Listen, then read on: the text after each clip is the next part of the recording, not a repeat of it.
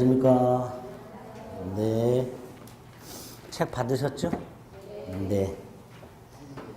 불태워 봐야죠, 색깔이. 네. 열심히 불태우시라고, 색깔이 빨간 걸로. 요 안에 있는 기본서만 가지고 달달달 하시면, 한 7, 80점 안 나오겠습니까? 그렇죠? 어떻게 하느냐의 문제입니다, 여러분들이. 활자도 조금씩 키웠고 그래서 보시기도 좀 편할 거예요. 자, 1월 1, 2월 달에 어떻게 할 건지만 간단히 먼저 말씀드리고 하겠습니다. 제가 제일 중요하게 생각하는 게 뭐죠? 네?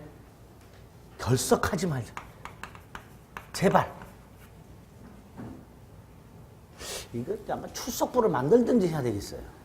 학원마다 결석을 하시는 분이 너무 많아, 너무 많아. 결석을 하면 쫓아가지 못해요. 인강으로 보충하면 되지. 안 돼요, 그게 잘. 그러니까 수업을 듣고 그 다음에 인강으로 복습하는 건 괜찮은데 수업을 빼먹고 인강으로 보충하겠다. 이거는 좀 잘 안 됩니다. 잘 안 되니까 무슨 일이 있더라도 학원은 좀 나오셔야 됩니다.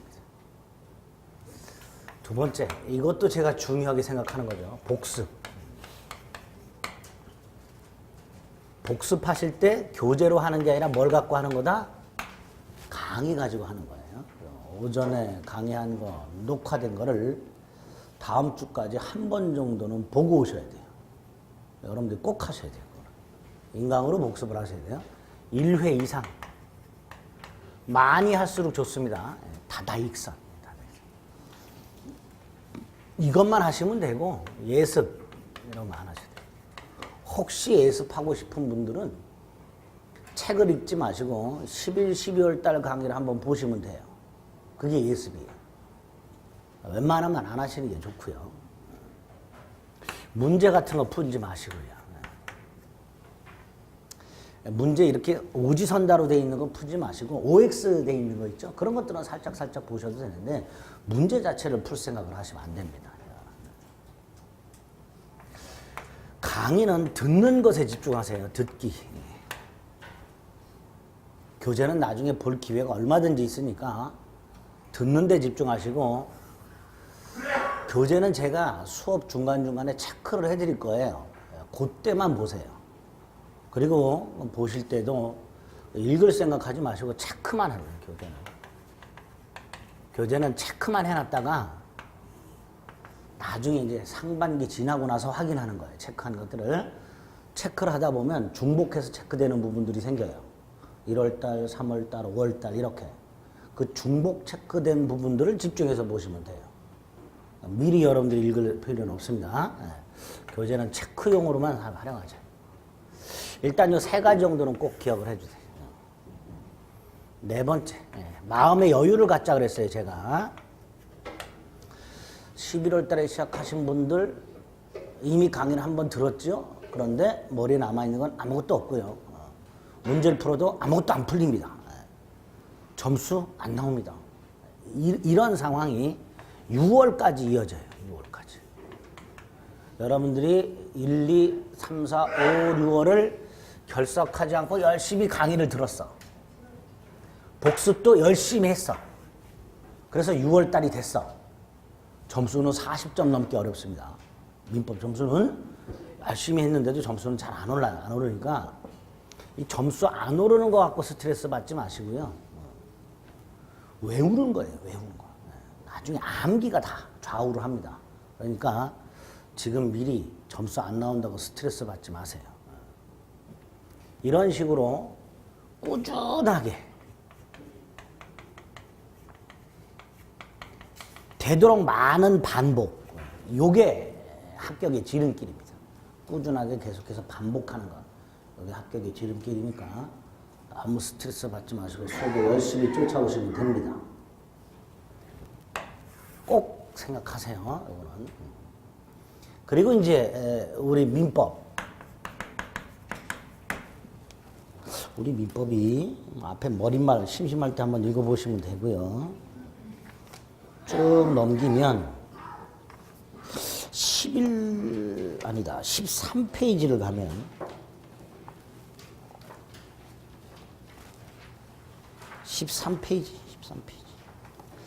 출제 경향이라고 표가 하나 있습니다. 거기에 보면 맨 왼쪽에 네 파트가 있죠. 민법 총칙이 있고 물권이 있고 계약이 있고 민사특별법이 있고 이렇게 총 네 파트가 있고 네 파트에서 이제 40문제가 나오죠. 40문제가 나오는데 문항수가 거의 정해져 있다고 그랬습니다. 총칙에서 10문제, 물권 14문제, 계약 10문제, 민특법 6문제 이렇게 거의 정형화되어 있습니다. 나오는 개수가 하나 정도 플러스 마이너스 되기는 하지만 대부분 이렇게 정해져 있어요. 이 중에서 총칙 8개, 계약법 8개 맞출 생각 하셔야 돼요. 반면에 물권이나 민특법은 반 정도만 생각하세요. 반 타작만 하겠다. 그래서 네 파트를 골고루 다 할 생각하지, 열심히 할 생각하지 마시고 강약을 조절해서 공부할 생각을 하셔야 됩니다. 이렇게 네 덩어리로 되어 있고 어디에 전력을 다할 것인가 미리 염두에 두세요. 그리고 한 장을 넘기면 민법 총칙이 나와 있습니다. 민법 총칙에 보면 파트 1 법률 행위에 대한 개념을 명확하게 이해하고 그 법률 행위의 효력 요건과 관련해서 다음을 중점적으로 학습해야 된다 해서 1, 2, 3, 4, 5까지가 나와 있습니다. 요게 우리 시험범에 있는 거예요. 민법 총칙은 10문제가 나오는데 그 10문제가 법률 행위에 관한 내용이에요. 법률 행위. 그래서 법률 행위가 뭐고 이 법률 행위에서 어떤 부분이 우리 시험에 나오는가 그거를 염두에 두고 공부하시면 돼요. 나머지 것들은 다 부차적이고 부수적인 것들입니다. 일단 민법 총칙은 법률 행위에 관한 거다. 그럼 이 법률 행위가 어디서부터 나오는 개념인가 쭉 넘깁니다. 쭉 넘기면 24페이지. 24페이지를 가면 타이틀 자체가 법률 관계 및 법률 행위라고 되어 있습니다. 법률 행위가 나왔어요. 자, 이 법률 행위가 어디서 나온 개념인가부터 생각을 합니다. 민법은 개인과 개인 사이의 권리와 의무 관계, 이걸 법률 관계를 합니다. 그 권리와 의무 관계에 분쟁이 생겼을 때 그걸 해결할 목적으로 만들어진 법이 민법입니다. 예를 들어서 갑과 을이 갑이 가지고 있는 101호 아파트를 매매를 했다. 매매. 판 사람을 매도인, 산 사람을 매수인 이렇게 불러요. 이렇게 계약을 하면요. 계약을 한 당사자에게 권리와 의무가 생겨요. 매도인은 대금 청구권이라는 권리가 일단 101호 소유권을 넘겨줄 의무, 재산권 이전 의무로 합니다. 이렇게 매도인은 대금 청구권과 재산권 이전 의무가 생기고요. 매수인은 재산권을 넘겨달라, 101호 소유권을 넘겨달라 라고 하는 청구권과 이에 반해서 대금을 지급해야 될 의무가 생깁니다. 이렇게 사람이 살아가다 보면 다른 사람하고 계약 등을 통해서 권리와 의무 관계가 생기게 돼요. 이런 권리와 의무 관계를 법률 관계라 합니다. 이 법률 관계가 비정상적으로 다툼이 생기는 경우가 있더라.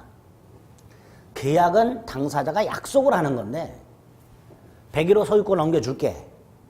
을은 대금을 줄게. 이렇게 약속을 하는 건데 약속이 안 지켜지는 경우가 있어요. 재산권을 안 넘겨주거나 대금을 지급하지 않거나. 이렇게 약속을 안 지키게 되면 당연히 둘 사이에 싸우게 될 거예요. 법률 관계에 대한 분쟁이 생겨요. 이런 분쟁을 어떻게 해결하는가? 첫째, 둘이 합의로 해결하는 게 제일 좋아요. 그렇죠? 야, 너 돈 주기로 했는데 왜 안 주냐? 아, 며칠만 기다려줘. 알았어. 기다려줬더니 을이 줬어, 돈을. 그럼 아무 문제가 없죠? 이런 식으로 당사자가 합의를 통해서 해결하는 게 가장 좋아. 근데 만약에 당사자 사이 합의가 안 됐어. 합의로 해결이 안 돼. 그럼 결국 국가가 개입을 해, 국가가. 갑 또는 을이 국가가 만들어 놓은 기관인 법원에다가 분쟁을 해결해 주세요 라고 신청을 합니다. 이걸 소송이라 하죠. 그렇게 소송을 제기하면 법원은 이 둘 사이의 분쟁을 해결해 줘야 되는데 이때 그 해결 수단이 민법이에요. 그래서 법원은 둘 중에 한 사람이 소송을 제기하면 민법이라는 법을 가지고 둘 사이에 어떤 계약이 체결되었는지 그 계약을 통해서 어떤 권리와 의무가 생겼는지를 확인하고 그 다음에 그 중에 의무자가 의무를 이행하지 않은 경우에 해당이 되면 그 의무자로 하여금 의무를 이행하라.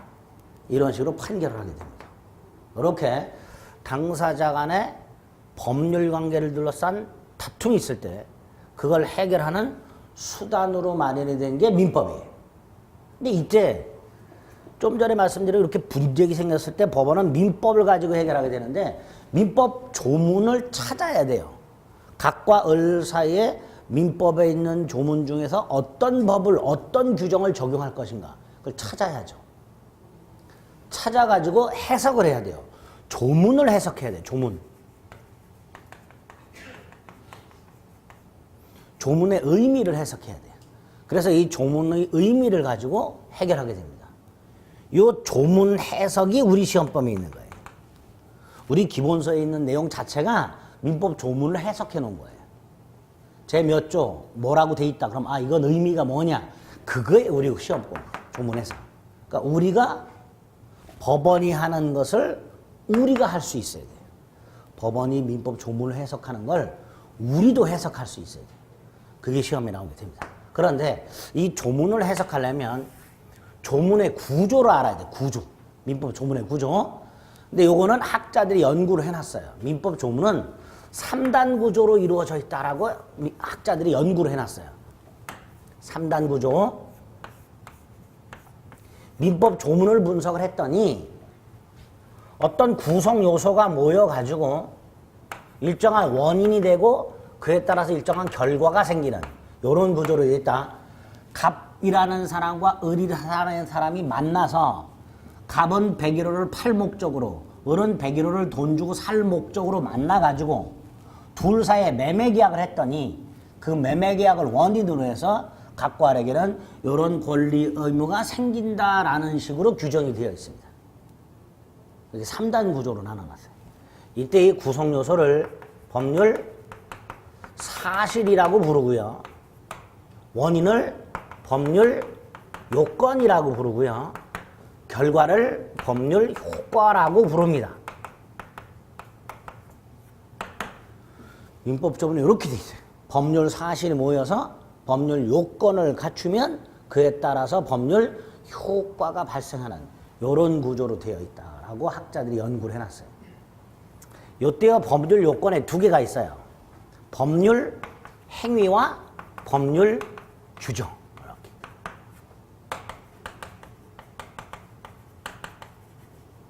민법 총칙이 우리 시험범위에 있는 민법 총칙이 법률 행위에 관한 건데 그 법률 행위가 민법 조문 구조에서 나오게 됩니다.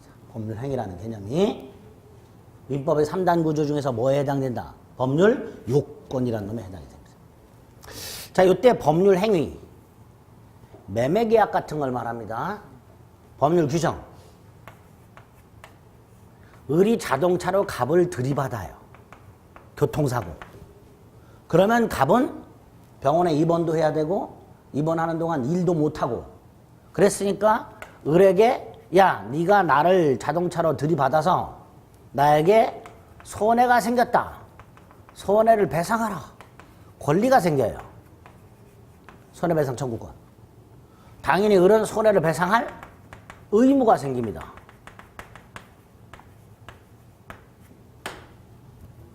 갑과 을 사이에 을이 갑을 자동차로 때려받았더니 갑에게는 손해배상 청구권이 생겼어요.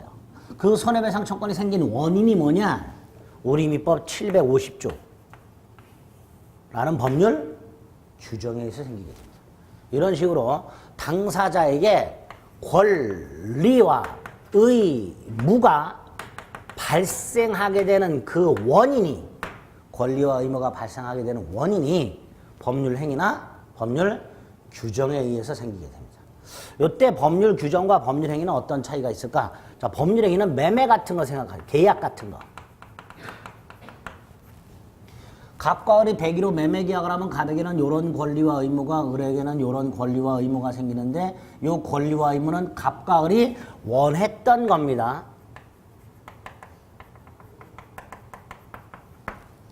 갑은 돈이 필요해서 물건을 팔았어요. 을은 백의로 소유권이 필요해서 돈 주고 백의로를 샀어요. 갑과 을이 각각 원한 게 갑은 돈이고 을은 소유권이에요. 그렇죠? 이렇게 갑과 을이 매매 계약을 하면 그 결과 갑과 을에게는 그 원했던 권리와 의무가 생겨요. 이렇게 당사자가 원했던 권리와 의무가 생기는 것을 법률 행위라 합니다. 반면에 법률 규정은 갑에게 손해배상 조건이 발생했다. 이거 갑이 원한 게 아니죠.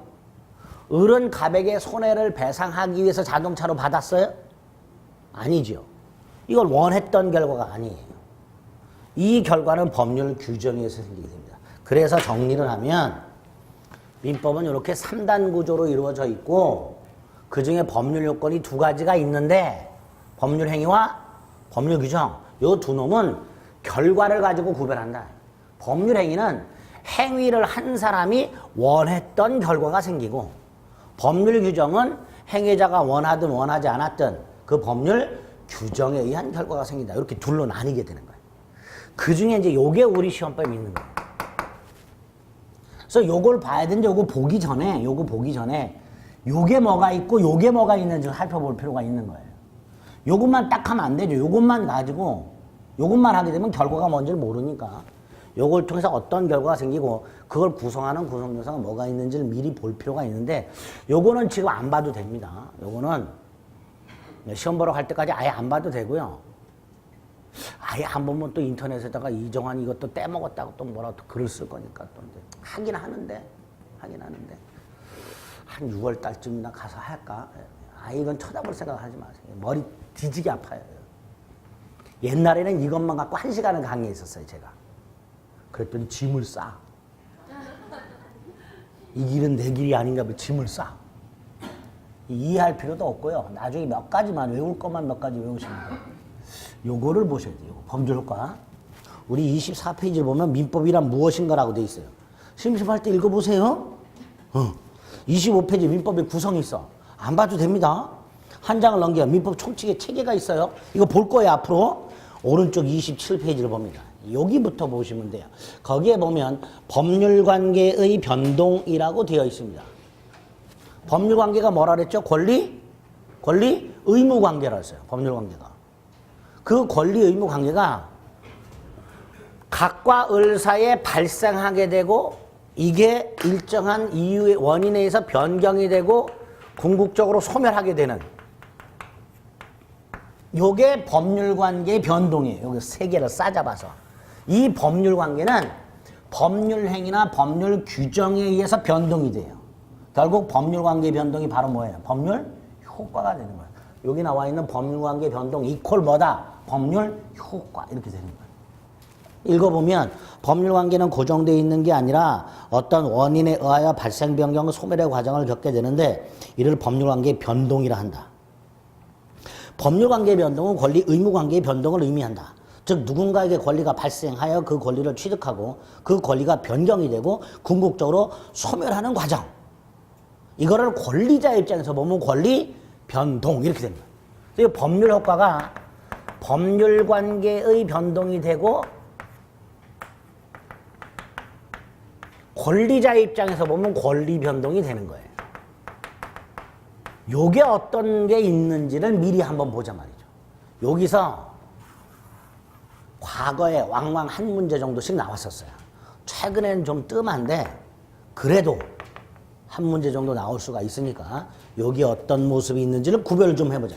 그래서 이번에 나오는 법률관계 변동의 구체적 모습 요거 여기서 이제 한 문제 정도가 나올 수 있으니까 요것만 몇 가지 확인하시면 됩니다. 민법의 3단 구조 중에서 법률 효과에 어떤 내용이 있는지를 미리 한번 보자. 법률 효과는 권리 변동을 말하고 권리는 발생, 변경, 소멸을 말하는데 권리 변동은 그걸 권리자 입장에서 보면 권리를 취득하고 취득한 권리가 변경이 되고 그게 소멸하는 거예요. 세 가지를 의미해요. 권리의 취득, 변경, 소멸. 자, 여기서부터 이제 학자들이 연구해 놓은 걸 우리가 외우는 거예요. 여기부터. 여러분들이 연구한 게 아니에요. 학자들이 연구. 먼저 학자들은 권리의 취득을 둘로 나눠요. 원시 취득과 승계 취득으로 나눠요. 이거 구별해야 돼요. 원시 취득과 승계 취득. 두 번째, 승계 취득을 이전적 승계와 특정적 승계, 설정적 승계로 나눠놨어요. 학자들이. 승계 취득을. 그리고 이전적 승계를 특정 승계와 포괄 승계로 나눠놨어요. 학자들이 나누는 거예요. 그래서 이거 구별해야 되고, 이거 구별해야 되고, 이거 구별해야 돼요. 이게 첫 번째. 먼저 원시 취득은 예를 들어서 갑이라는 자가 자기 땅에다가 건물을 신축했다. 그럼 신축한 건물의 소유권이 발생하고 신축한 자가 그 소유권을 취득을 합니다. 이때 건물 소유권은 다른 사람이 가지고 있던 소유권을 넘겨받은 게 아니라 건물을 신축함으로써 새롭게 발생하고 새롭게 취득하는 거예요. 이런 걸 뭐라 한다? 원시 취득이란다. 간단하죠, 개념 자체는. 반면에 승계 취득은요, 누가 권리를 갖고 있었는데 그걸 넘겨받는 거예요. 그게 승계예요. 승계라는 말 자체가 직관적으로 누군가부터 넘겨받는 거잖아요. 그러니까 승계 취득은 권리를 갖고 있는 사람부터 권리를 넘겨받는 게 승계인데 두 가지가 있다. 이전적과 승계, 설정적. 그 중에 요거 먼저 이해하자. 설정적. 갑이라는 자가 토지를 소유하고 있다. 토지에 대한 소유권이라는 권리를 갖고 있다. 이때 소유권은요, 그 소유하는 물건을 사용하고 수익하고 처분까지 할 수 있어요. 처분. 이게 소유권의 내용이에요. 그런데 을이라는 자가 이 땅을 사용 수익하고 싶어요. 처분은 필요 없고 사용 수익만 하고 싶어. 그럼 갑하고 계약을 맺고요. 우리민법상 지상권이라는 권리를 취득할 수가 있어요. 토지 소유자하고 계약을 통해서 을이라는 자가 남의 땅에 대해서 지상권을 취득할 수 있는데, 이 지상권 취득이 무슨 취득이냐? 원시 취득이냐, 승계 취득이냐? 승계라면 이전적이냐, 설정적이냐? 요걸 구별하는 건데, 요 지상권은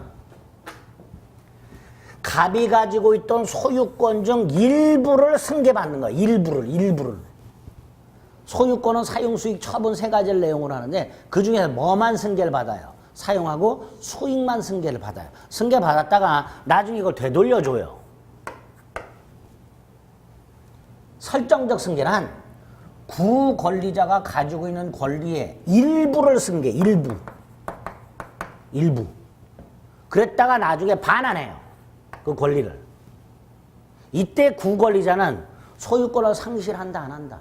상실하지 않습니다. 요런 취득이 설정적 승계예요. 그러니까 설정적 승계는 머릿속으로 개념 두 개를 기억하시면 돼요.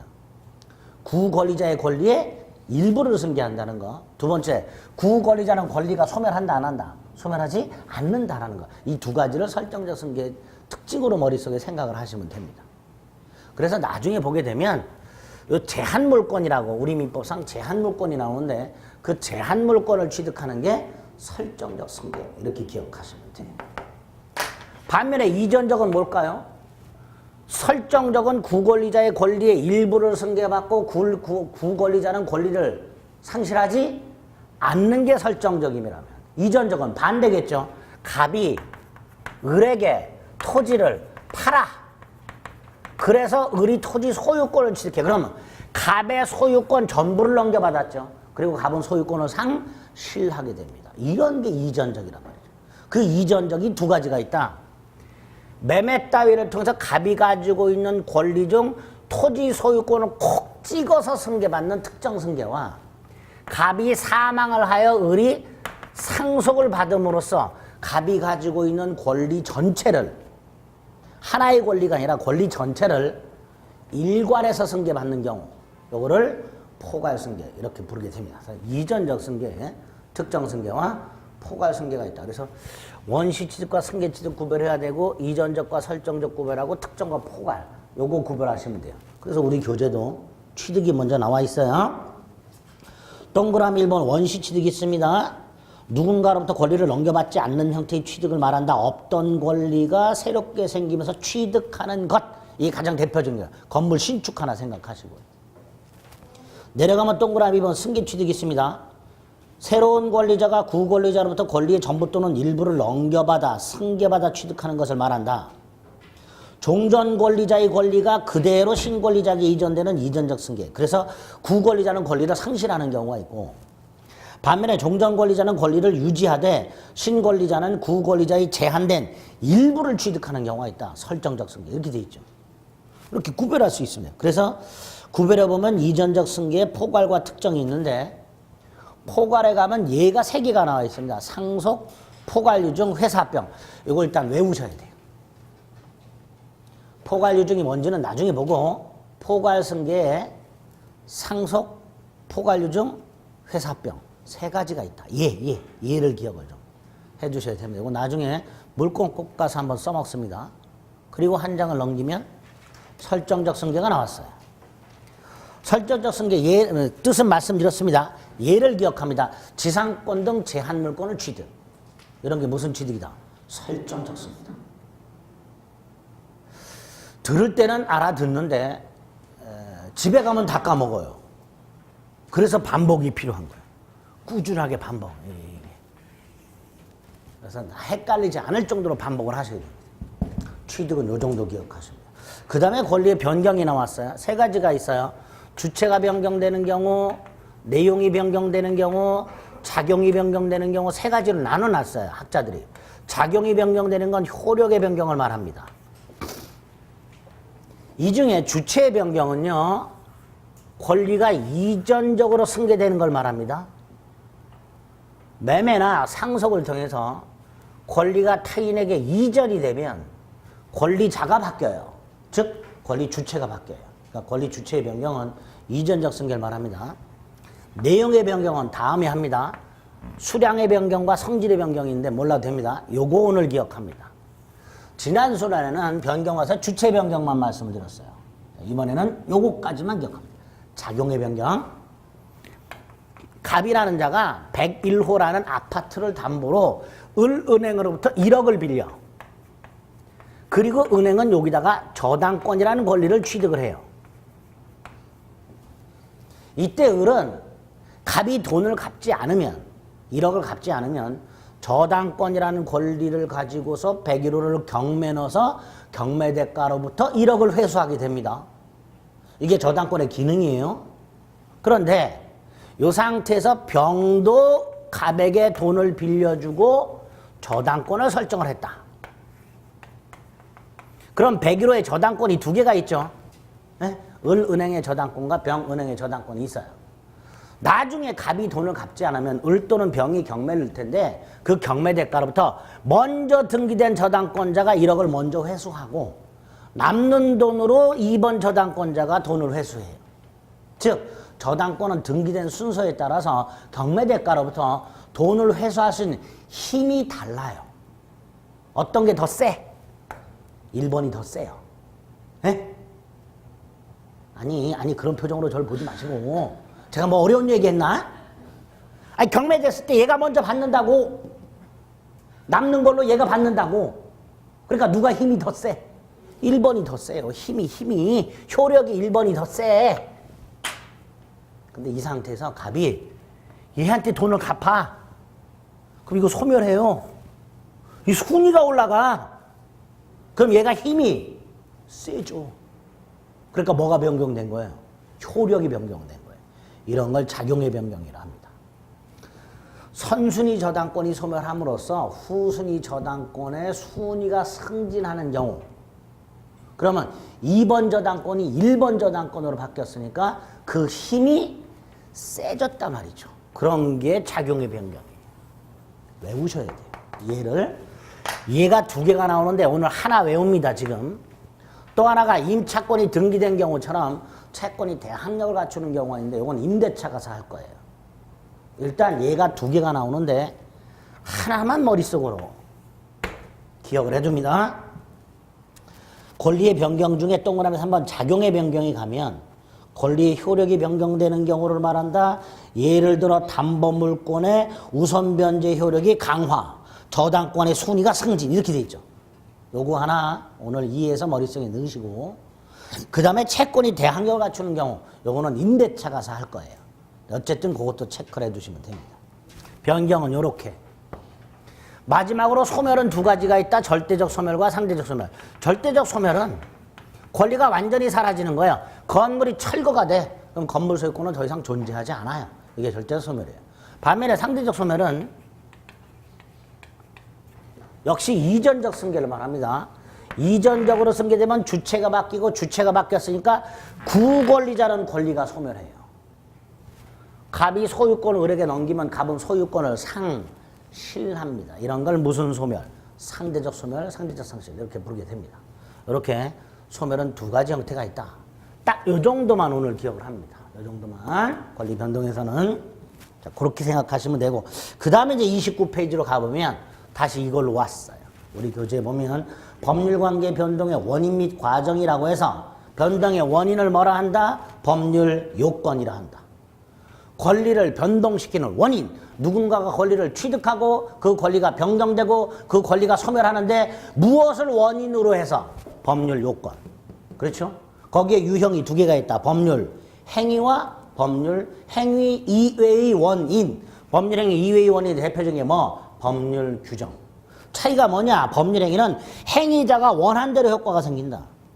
반면에 법률 규정은 행위자가 원하는 것과는 상관없이 법에서 정해진 대로 효과가 생긴다.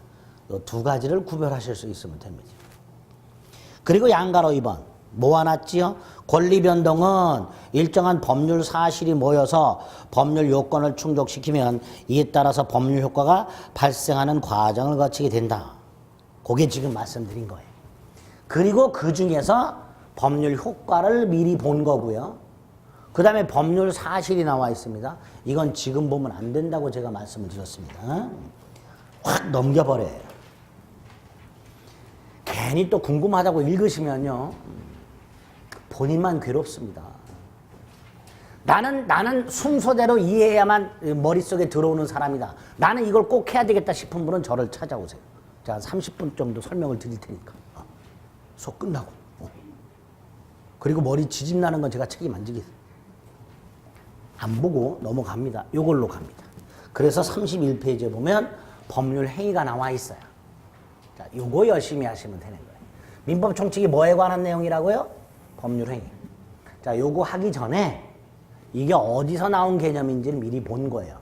민법 조문 구조에서 나온 개념이에요. 그 조문이 3단 구조로 되어 있고 그 중에 법률 요건 속에 뭐가 있다? 법률 행위가 있는 거예요. 요거 보는 겁니다. 지금 한 건 다 잊어버리시고 싹 법률 행위를 보면 돼요. 여기는 핵심 개념. 일단 법률 행위는 계약 같은 거 생각하시면 돼요. 가장 대표적인 법률 행위가 계약입니다. 매매 계약 같은 것들. 자, 이때 법률 행위 뭐냐 도대체? 인간의 행위겠죠. 그렇죠? 법률 행위는 인간의 행위예요. 인간의 행위인데 그 행위를 하면 행위한 자가 의도했던 법률 효과가 생겨요. 행위자가 원했던 효과가 생겨요. 아까 잠깐 예를 들었지만 갑과 을이 101호를 매매를 해요. 그러면 갑에게는 대금 청구권이 생겨요. 을에게는 재산권 이전 청구권이 생겨요. 그래서 대금을 청구해서 대금을 받아. 을이 소유권을 넘겨달라 해서 소유권을 넘겨받아. 그럼 갑하고 을은 원했던 게 손에 들어와요. 갑은 돈이 손에 들어오고 을은 101호 소유권이 손에 들어옵니다. 이렇게 당사자가 원했던 걸 손에 넣는 것을 법률 행위라 한다. 이때 원했던 걸 손에 넣으려면 당연히 원하는 게 있어야 돼요. 당연히. 그걸 의사라 합니다. 원하는 걸 뭐라 한다? 의사, 원하는 거. 이걸 어떻게 해야 돼요? 표시해야지. 내가 원하는 게 있으면 표시. 여러분이 예를 들어서 생수를 하나 손에 넣고 싶어. 그럼 어떻게 해요? 편의점을 가. 또는 마트를 가. 그래 마트 가서 생수 주세요. 그게 의사표시예요. 내가 원하는 게 뭐예요? 생수. 그래서 마트를 가만히 서 있어. 그럼 마트 직원이 알아서 생수를 갖다 줘? 안 갖다 줘. 저 자식 뭐예요? 그러겠죠. 왜 물건은 안 사고 서서 서성거려? 그러겠죠. 달라 그래야죠. 생수 내놔. 이런 식으로. 그게 의사표시입니다. 그러면 결국 법률행위는 이렇게 일정한 효과를 원하는 의사를 표시함으로써 그 원했던 대로 효과가 생길 때 그걸 뭐라 한다? 법률 행위로 한다. 그 개념 속에 일정한 효과 발생을 원하는 의사표시를 필수 불가결의 요소라는 법률 요건이다. 이렇게 되어 있어요. 이게 법률행위 뜻이에요. 그래서 법률행위는 의사표시를 요소로 하고 의사표시한 대로 효과가 생긴다. 이렇게 생각하시면 돼요. 그게 법률행위 개념입니다. 인간의 행위가 있어요. 인간의 행위가 있는데 사람이 태어나서 죽을 때까지 하는 게 그게 행위죠. 그 인간의 행위 중에서 의사표시라는 걸 필수 요소로 하고 있는 인간의 행위. 요거를 학자들이 약속을 한 거예요. 뭐라고 부르자? 법률 행위라고 부르자라고 약속을 한 거예요. 그게 법률행위 개념입니다. 그래서 2번을 보면 법률행위 특징이라고 해서 이 두 가지 관계가 나와요. 사람이 태어나서 죽을 때까지 하는 행위들 중에서 잠자고 밥 먹고 사람 만나고 계약하고 뭐 등등 사람이 태어나서 죽을 때까지 하는 행위 중에서 의사표시라는 걸 필수 구성 요소로 하는 행위, 그걸 뭐라고 부르자? 법률행위라고 부르자라고 약속한 거예요. 그러니까 당연히 법률행위 속에는 반드시 뭐가 들어있다? 의사표시가 들어있게 됩니다. 이 두 개의 관계를 간혹 지문에서 물어봐요. 그게 법률행위 특징입니다. 자, 요거는 뭐 논리적으로 이해할 생각하지 마시고요. 이렇게 관계를 생각하시면 돼요. 그럼 지문이 대부분 이해가 돼요. 첫째, 안고 없는 찐빵. 없지요? 그럼 뭐라고 말하면 돼요? 의사표시 없는 법률행위는 있을 수 없다. 그럼 돼요. 나왔던 지문이에요. 두 번째, 찐빵이 안고로만 이루어지나요? 아니지요? 밀가루도 있고 물도 있고 이스트 들어가고 소금도 들어가야 돼요. 설탕도 들어가고. 그러니까 법률행위가 의사표시로만 이루어지는 것은 아니다. 이렇게 되겠죠. 세 번째로 이게 문제가 생겨요. 안고가 상했어. 그럼 찐빵 버려야 되죠. 그러니까 의사표시에 문제가 생기면 법률행위도 당연히 문제가 생기겠죠. 이런 것들이 법률행위 특징입니다. 보세요. 1번 행위자가 원한 대로 효과가 생긴다. 2번 인간의 행위 중에서 의사표시를 공통요소로 하는 행위를 설명하기 위한 개념이다. 그래서 세 번째 절 법률행위 속에는 반드시 의사표시가 들어있어야 되기 때문에 의사표시 없는 법률행위는 있을 수 없다. 그렇게 돼 있죠. 다만 법률행위가 의사표시로만 이루어지는 것은 아니다. 그런 내용들이 들어있습니다. 그리고 넘기겠습니다. 이게 법률행위의 의구 특징입니다. 세 번째, 이 법률행위의 종류라고 해서 법률행위가 굉장히 유형이 많은데 그걸 몇 가지 기준을 통해서 구별해 놓은 게 법률행위 종류고 이 종류를 물어보는 문제가 간간히 또 나와요. 특히 최근에 이게 굉장히 잘 나옵니다. 법률행위 종류를 물어보는 문제가 단순 암기 형태로 최근에 대단히 자주 나옵니다. 이거 좀 외우실 필요가 있습니다. 먼저 법률행위는 그 법률 행위 속에 들어있는 의사표시, 필수 구성 요소인 의사표시가 몇 개냐에 따라서 의사표시 수가 몇 개 있느냐에 따라서 꼴랑 한 개 들어있는 단독행위하고요. 2개 이상 들어있는 계약 합동행위로 나눠져요.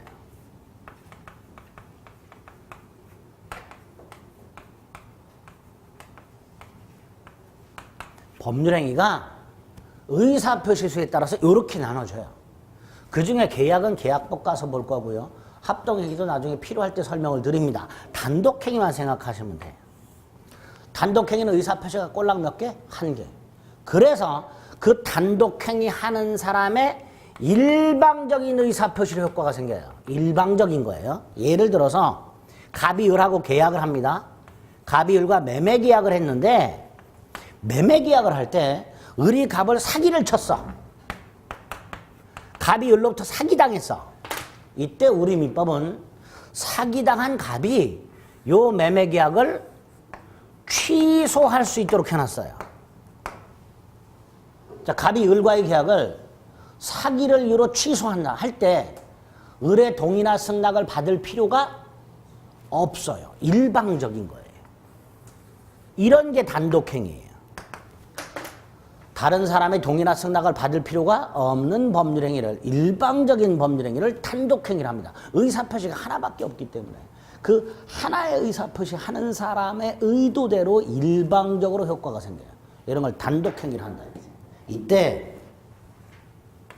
단독행위가 상대방이 없는 단독행위와 상대방이 있는 단독행위로 나눠집니다. 지금 취소 같은 건 어때요? 갑이 을과의 계약을 취소합니다. 누구한테 취소한다고 해야 돼? 을한테. 상대방이 정해져 있죠? 이게 상대방 있는 단독행위. 반면에 유언 같은 것들, 유언, 재단법인 설립행위,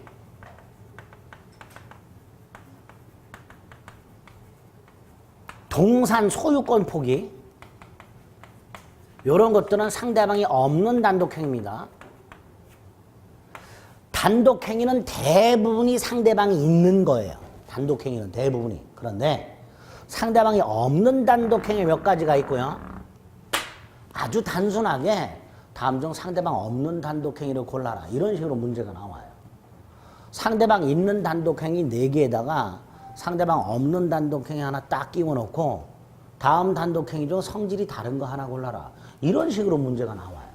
그래서 상대방 없는 단독행위, 있는 단독행위는 많으니까 굳이 일일이 외울 필요가 없고 없는 단독행위 3가지를 머릿속에 일단 기억해 둡니다. 재단법인 설립행위가 뭔지 몰라도 됩니다. 이런 게 상대방 없는 단독행위다. 그래서 법률행위 종류와 그래서 첫째로 법률 행위 속에 들어있는 의사표시 수에 따라서 이렇게 나누는데 그중에 꼴랑한 게 있는 단독행위. 첫째 일방적이라는 거 기억하셔야 되고요. 두 번째 상대방이 없는과 있는으로 나눠진다는 거 기억하시되 상대방이 없는 단독행위 예를 3개 머릿속에 넣으시면 됩니다. 이거는 지난 순환에 했었어요. 자, 오늘 보셔야 될 두 번째가 법률 행위 했을 때 발생하는 효과가 뭐냐에 따라서 분류가 됩니다. 법률 행위가. 이게 두 번째로 기억할 거예요. 갑과 을이 1월 10일 날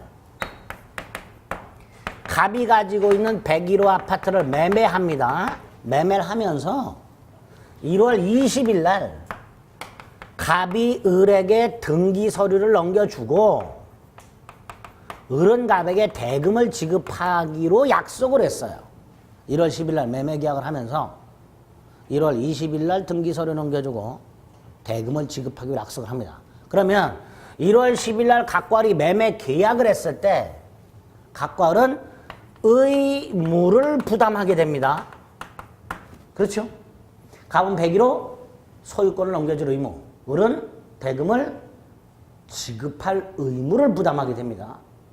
그리고 이 의무를 나중에 이행해야 되죠.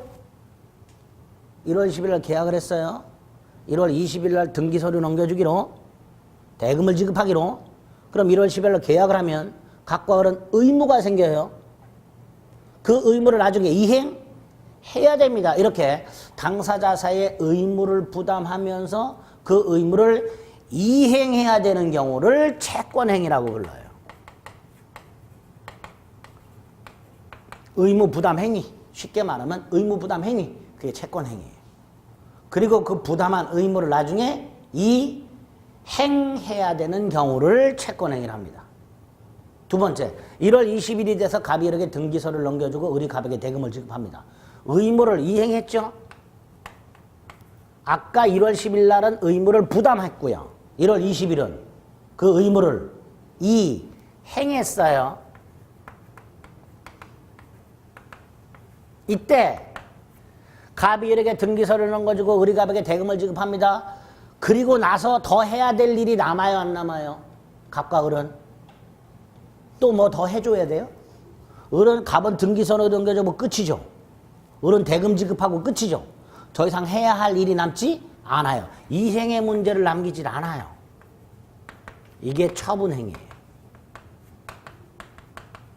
그래서 법률행위를 의무를 부담하는 행위, 그래서 나중에 의무를 이행해야 되는 경우를 채권행위라고, 그 채권행위를 통해서 발생한 의무를 이행함으로써 더 이상 해야 할 일이 남지 않는 경우를 처분행위랍니다. 자, 이 처분행위 중에서 을이 등기서류를 넘겨받아가지고 을의 이름으로 등기를 하면 을은 요 101호의 소유권을 취득합니다. 101호는 물건이고요. 물건에 관한 권리를 물권이라 합니다. 결국 등기서류를 넘겨주고 을이 그 등기서류에 의하여 등기하게 되면 물권을 취득하게 돼요.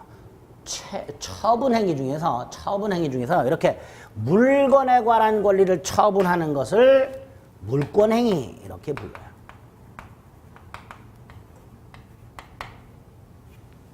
그래서 법률행위의 종류 중에서 그 법률행위에 의한 효과에 따라서 채권행위와 처분행위로 나눠지는데, 처분행위 중에서 특히 물건에 관한 권리를 처분했을 때 그걸 뭐라 한다? 물권행위라 한다.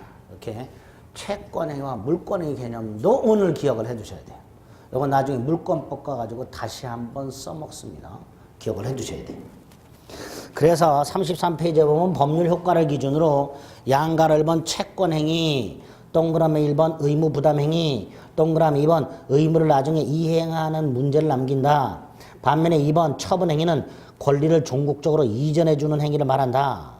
동그라미 2번 처분행위는 권리를 종국적으로 이전하므로 처분행위를 하고 난 후에는 이행의 문제를 남기지 않는다.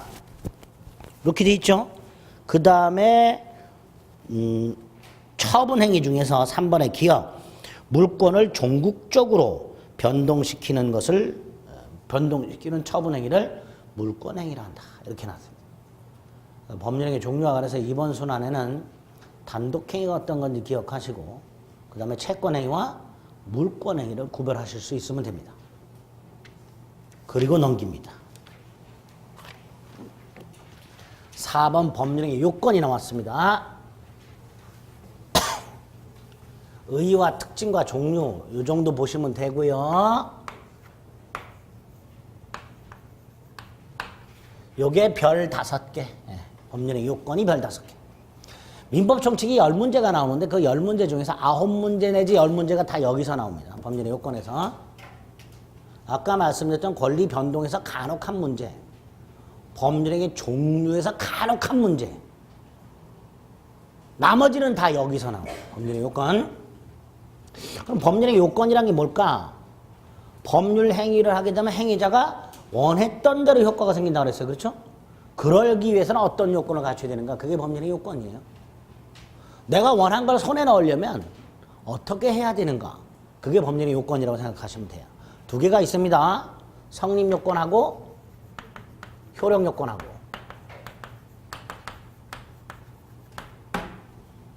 성립 요건은 말 그대로 법률행위가 성립하기 위한 요건이에요. 계약이 체결되기 위한 요건입니다. 계약이 체결됐냐 안 됐냐는 성립 요건 갖고 판단하는 거예요. 계약이 체결됐냐 안 됐냐. 두 번째, 계약이 체결됐다면 그 다음엔 효력 요건을 판단하는 거예요. 만약에 법률행위가 성립조차 하지 않았다면 효력 요건을 판단할 필요가 없죠. 계약이 존재하지 않는데 존재하지도 않는 계약에 대한 유효 무효를 판단할 필요는 없습니다. 그래서 요거 먼저 판단하고 이걸 갖추지 못하면 법률행위는 부존재, 계약은 없는 거예요.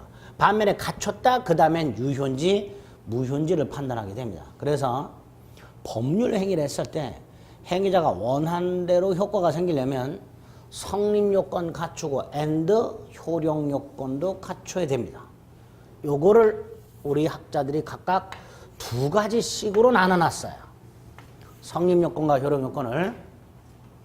첫째, 모든 법률행위에 공통적으로 요구되는 요건, 모든 법률에 공통적으로 요구되는 요건을 일반적 요건 이렇게 부릅니다. 반면에 어떤 특정 특정한 법률 행위에만 개별적으로 요구되는 요건이 있어요. 어떤 특정한 행위에만 이걸 특별 요건이라고 합니다. 이렇게 성립 요건과 효력 요건이 각각 일반적 요건과 특별 요건으로 나눠져 있습니다. 먼저 일반적 성립 요건은 세 가지가 필요하다고 해요. 우리 학자들은 어떤 법률 행위든 당사자가 있어야 되고요. 원하는 게 있어야 돼요. 원하는 거. 그 목적이라고 합니다. 아까 의사라고 했죠? 그리고 이거를 표시해야 돼요. 당사자, 목적, 의사 표시. 세 가지를 꼭 갖추고 있어야 된다. 이렇게 말을 해요. 이게 일반적 성립 요건입니다. 단독행위든 계약이든 합동행위든 채권행위든 물권행위든 어떤 행위든 이 세 가지는 꼭 갖춰라. 여기에다가 혼인이라는 법률 행위는 당사자가 갑과 을이 죽을 때까지 같이 살 목적으로 결혼합시다, 그럽시다 했다 하더라도 구청 가서 신고하기 전까지는 혼인은 성립하지 않습니다. 매매는 어때요? 여러분들이 마트나 편의점 가서 물건 샀다 해서 구청 가서 신고할 필요가 없어요. 안 하죠? 그래도 매매는 성립을 해요. 그러나 혼인과 같은 법률 행위는 신고를 해야 성립합니다. 따라서 신고는 혼인이라는 이 특정한 법률 행위에만 필요한 특별 성립 요건 이렇게 되죠. 이렇게 일반적 성립 요건과 특별 성립 요건 간단히 구별하시고 중요한 게 효력 요건입니다. 법률 행위가 성립했다 해서 그 법률 행위가 다 유효한 건 아니고요. 유효하려면 성립하고 나서 효력 요건을 또 갖춰야 되는데 이 효력 요건 중에 일반적인 효력 요건이 세 가지가 있습니다. 그 일반적인 효력 요건은 이 일반적인 성립 요건이 갖추어야 할 효력 요건입니다. 먼저 당사자는 능력이란 게 있어야 돼요. 행위 당시에 이 능력이 세 가지예요. 권리 능력, 의사 능력, 행위 능력. 근데 우리 시험범위 아닙니다. 요거는 간단하게만 확인합니다. 의사 능력이란 판단력을 말해요. 뭘 말한다? 판단력. 그런데 이 판단력이 없는 사람이 있어요. 의사 무능력자. 대표적으로 만취한 사람. 뽕 맞은 사람. 뽕 맞으면 맛 가죠. 그 의사 무능력자예요. 이런 사람들은 판단력이 없어요. 그래서 이런 사람들이 법률 행위를 하면 무효. 이렇게. 만취한 자가 계약을 하면 무효가 됩니다. 여기 의사 무능력이에요. 그러니까 행위 당시 판단력이 있어야 유효 이렇게 됩니다. 효력 요건이죠. 행위 능력은 법률 행위 능력을 말합니다. 요거는 단독으로 유효한 계약 등을 할 수 있는 능력. 요게 행위 능력이에요. 누구의 도움도 받지 않고 단독으로 계약 따위를 할 수 있는 능력을 뭐라 한다? 행위 능력이랍니다. 그런데 이 행위 능력이 제한되는 사람들이 있어요. 민법에. 제한 능력자라고. 만 19세 미만자인 미성년자. 미성년자 외에 피한정 후견인, 피성년 후견이라는 사람들이 있는데 그건 지금 몰라도 되고요. 미성년자만 일단 생각을 합니다. 만 19세 미만자인 미성년자는 단독으로 유한계약을 할 수 없기 때문에 부모가 대신해 줘야 돼. 부모 동의를 받아야 돼. 그런데 만약에 미성년자가 부모 동의를 받지 않고 계약을 했다, 취소할 수 있도록 해놨습니다. 법률행위가 유효하려면 행위자는 판단력을 가지고 있어야 되고 행위 능력을 가지고 있어야 돼요. 만약에 판단력이 없는 자가 계약을 했다면 무효가 되고요. 행위 능력이 제한되는 자가 계약을 했다면 취소할 수 있도록 되어 있더라. 딱 여기까지만 기억을 하시면 됩니다. 그 다음에 두 번째가 요 당사자가 원하는 목적이 확정되어 있고 실현이 가능해야 되고 적법해야 되고 사회 질서를 지켜야 돼요. 이거 사회적 타당성이랍니다. 목적이 확정 가능 적법 사회적 타당성이라는 걸 갖춰야 돼요. 목적이 확정 가능 적법 사회적 타당성을 갖췄다 하더라도 그 다음에 요거 의사와 표시가 일치해야 되고요. 하자라는 게 없어야 돼요. 하자는 계약을 할 때 사기를 당했거나 강력한 협박을 당한 걸 말합니다. 이게 없어야 돼요. 그래야만 법률행위가 유효합니다. 이게 일반적 효력 요건이에요. 여기에다가 대리행위는 남의 계약을 대신해 주는 걸 말하는데 그 남의 계약을 대신해 주는 사람은 대리권이라는 게 있어야 되고요. 토지거래 허가구역에서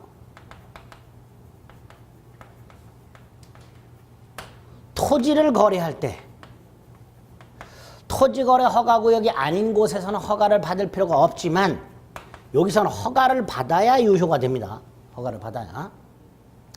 정지조건이라는 게 있어요. 이게 붙어있는 법률행위를 정지조건부 법률행위라고 합니다. 이 정조건부 행위는 그 정지조건이 성취가 되어야 유효가 되고요. 시기라는 놈이 있습니다. 이 시기가 붙어있는 법률행위가 있어요. 이 시기는 기한이라는 놈의 일종인데요. 그 기한이 도래해야만 그 법률행위는 유효가 됩니다. 자, 여기서 머리에 완전히 박아두셔야 될 게 요겁니다. 여기서 9문제 내지 10문제가 나와요. 법률행위의 효력요건에서 9문제 내지 10문제가 나오는 거예요. 아까 민법 총칙 10문제라고 그랬죠? 그게 여기서 나와요. 다 여기서 나옵니다. 요게 머릿속에 딱 뼈대가 있으셔야 돼요. 요거를 하나하나 살펴보게 됩니다. 그 내용이 법률행위 요건 속에 쫙 나와 있어요. 34페이지부터 35페이지까지. 자, 36페이지까지 쫙 심심할 때 읽어보시면 돼요. 심심할 때 읽으시라 그랬어요. 네? 심심할 때, 잠 안 올 때. 36페이지 가면 특별 효력 요건이 쫙 나오고 밑에 판례가 하나 있습니다. 요거 하나 확인합니다. 거기 판례 보면 농지 취득 자격 증명이라는 게 있습니다. 갑과 을 사이에 갑이 가지고 있는 농지를 매매합니다. 그런데 농지법에 보면요. 농지를 사려는 사람은 농지 취득 자격 증명이라는 걸 갖춰야 되는데 이 농지 취득 자격 증명이 농지 매매 효력 요건이라면 이걸 갖추지 않고 매매하면 무효가 될 거예요. 그렇죠? 근데 우리 대법원은 이건 효력 요건 아니랍니다. 따라서 이거 없이 농지를 매매했다더라도 그 농지 매매는 무효가 아니다. 이 굉장히 많이 나와요. 이런 식으로 다음 중 무효가 아닌 것은 이런 식으로 무효가 아닌 것은 농지 취득 자격증명을 갖추지 못한 상태에서의 농지 매매 계약 유효 무효 유효. 왜? 농지 취득 자격증명은 효력 요건이 아니니까. 아예 대놓고 이렇게 물어본 적도 있어요. 다음 중 법률행위 효력 요건이 아닌 것은 답이 뭐? 농지 취득 자격증명. 3번이나 나왔어요. 외울 필요가 있죠. 이때 왜 아닌가요는 중요한 게 아니에요. 이게 왜 효력 요건이 아닌가요는 중요한 게 아니에요. 대법원이 아니라고 한 게 중요한 거예요. 대법원. 읽어볼게요. 농지법에서 정해놓은 농지 취득 자격증명은 농지를 취득하는 자가 소유권 등기를 할 때 도권 등기를 신청할 때 첨부할 서류에 불과하고 농지 취득의 원인이 되는 법률행위. 농지 취득의 원인이 되는 법률행위가 뭐예요? 네? 농지 취득의 원인이 되는 법률행위가 뭐예요? 농지매매. 법률행위 이거. 요 농지 취득의 원인이 되는 법률행위 뭐가 아니다? 효력 요건이 아니다. 그래서 농지 취득 자격증명을 갖추지 못했다 하더라도 농지매매는 유효하다. 머릿속에 빡 박으셔야 돼요. 오늘 첫 시간에 여러분들이 머릿속에 넣어도 다 필요 없어. 딱 이거 머릿속에 넣어도 돼요. 이 표. 이거 할 거예요, 앞으로. 그리고 하나 기억할 거예요. 농지 취득 자격증명은 효력 요건이 아니다. 그거 하나 기억해 두시면 됩니다. 그리고 잠시 쉬었다가 요거부터 보면 됩니다. 목적이 갖춰질 요건 조금 쉬겠습니다.